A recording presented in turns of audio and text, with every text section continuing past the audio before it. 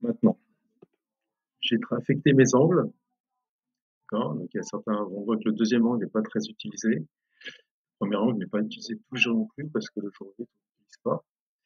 Et maintenant, on va pouvoir commencer à raisonner en train de branche. Imaginons que le train de branche à compas le plus lourd qu'on puisse soulever la grue soit un train de branche de 4,80 m. On regarde ici 15 mètres, 6 mètres, 4,80 m, 11 mètres, 8 mètres 16, 5, 9, 5, puis il n'y avait que le dernier jour. À ce moment-là, je vais pouvoir l'utiliser. Je vais pas me poser de questions, vous voyez, je coche les premiers jours. Et comme il trie par le reste à coffret, il va me rebasculer tout ce qui est. Celui-ci, c'est pas grave, le jour 9, en fait, le jour 9, ce qui se passe, c'est que c'est c'est un jour 1 de l'étage suivant. C'est-à-dire qu'il y a une équipe qui va faire ce vol-là et elle va continuer à travailler à l'étage du dessus. Donc c'est pas grave si sur ce jour-là, on n'optimise pas. D'ailleurs même, je vais pas le remplir. Ça sera plus simple, parce que normalement, celui-ci, il faudrait le remplir avec l'autre, avec l'étage du dessus. Donc là, on voit que j'ai tout basculé. Là, j'ai 4,85, hop, je peux réutiliser un train de branche de 4,80. Qu'est-ce que je vais faire? Eh bien, je vais faire gérer mes paramètres de projet, et ici, je vais changer la valeur et je vais mettre 4,80. Et j'applique. Et là, vous voyez, ça change, ça met mon deuxième train de branche à 4,80. Et je recommence.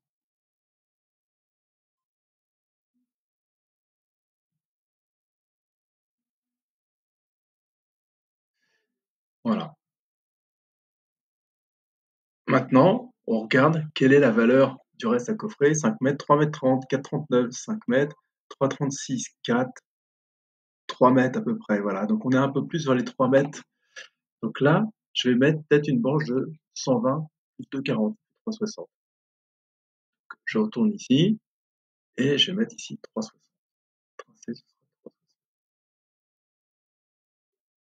Vous pigez ce qu'il fait? C'est-à-dire que quand je modifie cette valeur-là, euh, comme j'ai mis pour les éléments que la longueur du train ici était égale à la valeur du paramètre de projet, eh bien, il va compléter automatiquement. C'est un petit peu compliqué à comprendre. Hop, je clique, et là, pareil, je remplis mon tableau, j'avance, et vous allez voir que au fur et à mesure que vous avancez dans la feuille de calcul, au fur et à mesure que vous avancez, les restes vont réduire. Normalement, quand c'est vert, c'est que c'est bon. Euh, Là, ma formule est pas tout à fait efficace, il y a un petit bug encore, donc ça donne un petit indicateur. Et plus vous allez aller vers la droite, moins ça va marcher. Là, je me retrouve avec 2,35. Je sais que je pourrais pas optimiser mieux que 2,40. Donc, mon train D, 2,40. C'est ce que j'ai. Je vais aller par là. Et mon train D. Alors moi, j'ai un petit écran. Je vais enlever les propriétés ici. Mes propriétés PP, je les fais apparaître. Donc là, je vais me garder mon reste sous le coude. Le train de 2,40, je peux l'affecter ici, ici, ici, ici, ici, ici. Et là, ce jour-là ne sera pas du tout optimisé. On verra. Là, on va peut-être mettre une branche de 1,20. C'est un bloqueur raccord. 1,20, ça suffira. Etc. Donc là, je suis à 2,40. Je vais remettre une branche de 2,40 qui va pas me servir tous les jours. Là, effectivement, là, ce sera pas optimisé pour cette branche-là. C'est pas grave. Les autres, elles sont, si on faisait le calcul, celles-ci sont à 100% d'utilisation et celle-ci ne le sera pas. C'est pas grave.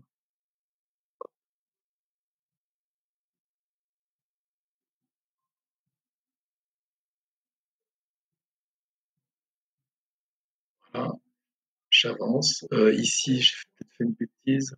Ouais, ici, on va pas prendre une branche de 2,40 pour faire ce morceau-là. Ici non plus. Et ici non plus. Et ensuite, je continue. Et là, j'ai peut-être utilisé une branche de 120, etc. Il y a une dernière chose que j'ai pas faite, c'est que, par exemple, quand j'ai 180 ici, ce que je peux faire, je peux aller voir ce que. Ah mince, je n'ai pas le menu.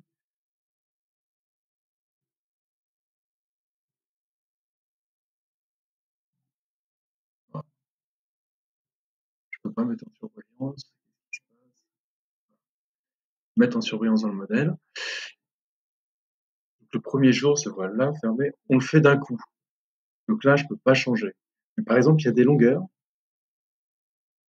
Ici, c'est un bloqué raccord. Je ne sais pas combien j'ai mis. 127. Bah, peut-être que ça aurait été bien que je mette pas ici, que je mette par exemple 110. Faut que je puisse mettre une branche de 120 sur le jour 4. Ça va pas me changer globalement toutes mes cadences. On va voir ce qui se passe. C'est le jour 4. Voilà, 110. Je ne l'ai pas coché encore. Là, je pourrais mettre une branche de 120 quand j'aurai fini de mettre le reste. Voilà. Et tout ça, c'est interactif, bien sûr.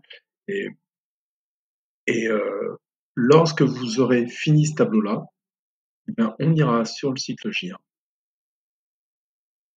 Et quand on cliquera sur un mur, on saura exactement, ah mince, c'est bon, on ne va pas le voir parce que moi j'ai pas le propriété, mais ici, on saura exactement que pour faire ce vol-là, j'ai besoin de train A, train B, train C et l'angle 1. Vous voyez, ce tableau ne sert que à optimiser les trains de banche journalièrement. Et une fois qu'on l'a rempli, plus ou moins bien rempli, on peut même s'arrêter hein, quand on estime qu'on a bien fait le début, là, ici, on peut s'arrêter et puis continuer manuellement après. C'est-à-dire que si on coche les cases ici ou ici, ça ne change rien. Par contre, la chose à laquelle il faut faire, pardon, la chose à laquelle il faut faire très attention, je vais fermer là. La chose à laquelle il faut faire très attention, c'est qu'il y ait une coche d'une branche, c'est-à-dire que pour les angles, il y a 2 coches par branche, parce que comme c'est un angle droit, il y a 2 murs concernés par un angle. Ici, pour le train A, il faut une seule coche par jour. D'accord. Si vous cochez 2 fois le même jour, ça veut dire qu'en fait vous avez 2 trains de quelque part. Là, il faut une seule coche par jour. Ici aussi, une seule coche au maximum. On peut avoir 0. Il faut au maximum une seule coche par jour. Maintenant qu'on a vu ça, je reprends. Sur le jour 1, on sait quelle branche il faut poser. Il ne nous reste plus qu'à les poser.